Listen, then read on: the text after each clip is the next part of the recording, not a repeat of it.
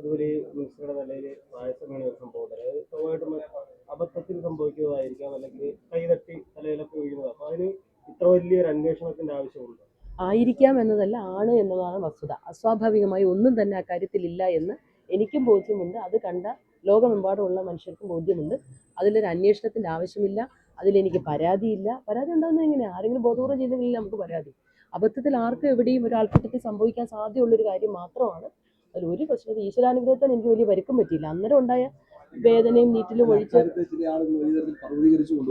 അതെ ഉണ്ടോ എന്ന് അറിയത്തില്ല. എനിക്ക് എന്തെങ്കിലും കാണാം. അല്ലെ പിന്നെ എനിക്ക് പരാതി ഇല്ലാത്തടത്ത് പരാതി എനിക്ക് മാത്രമല്ല ലോകത്തൊരാൾക്കും പരാതി ഉണ്ടാകേണ്ട കാര്യവുമില്ല.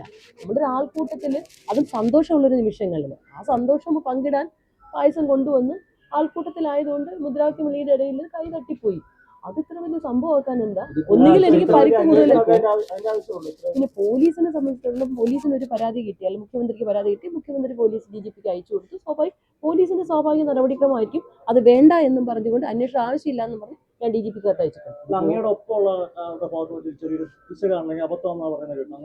അതൊക്കെ വെറുതെ ആളുകളിൽ കുറ്റം ചാർത്തുന്നതാ. ഇപ്പൊ ഇവിടെ നമ്മൾ നിൽക്കുന്നു, ബാക്കിൽ നിന്ന് ഒരാൾ എന്തെങ്കിലും നമുക്ക് തരാൻ ശ്രമിക്കുന്നത് ബോധപൂർവമാണ്.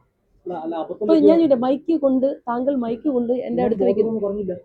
അല്ല, ഞാൻ ചോദിക്കട്ടെ, താങ്കൾ മൈക്ക് വെക്കുന്നു, അബദ്ധത്തിൽ മൈക്കൊന്നെന്റെ ദേഹത്ത് തട്ടിയാൽ അത് അബദ്ധം മാത്രമാണ്. അങ്ങനെയാണ് ഞാനും പറഞ്ഞത്. ഇപ്പോഴേ അതിന് പിന്നാലെ വലിയ വ്യാപകമായ ട്രോളുകളുണ്ട്. ഒന്ന് നമ്മുടെ ഈ പിന്നാലെ ശംഖു, അതിനുശേഷം ഈ പായസം, പിന്നെ ഓരോ ദിവസവും ഒത്തരം വിഷയങ്ങൾ വന്നുകൊണ്ടിരിക്കുകയാണ്. അതൊക്കെ അതിന്റെ വഴിക്ക് പോകും. നമ്മളിൽ ജനങ്ങൾ അർപ്പിച്ച വിശ്വാസം കാത്തു സൂക്ഷിക്കാനും നമ്മളിൽ മന്ത്രി എന്ന നിലയിലുള്ള ഉത്തരവാദിത്വം കൃത്യമായി നിർവഹിക്കാനും ഞാനത് വിശദമായി പറഞ്ഞതാണ്. ഇനി കൂടുതൽ പറയാനില്ല. അതായത് അതൊക്കെ അതിനെല്ലാം അതത് സമയത്ത് പറയേണ്ട ഇടത്ത് സാരമില്ല. ഗവിയിൽ താമസിക്കുന്ന ഒരു മനുഷ്യരല്ലേ, നമ്മൾ മനുഷ്യരല്ലേ.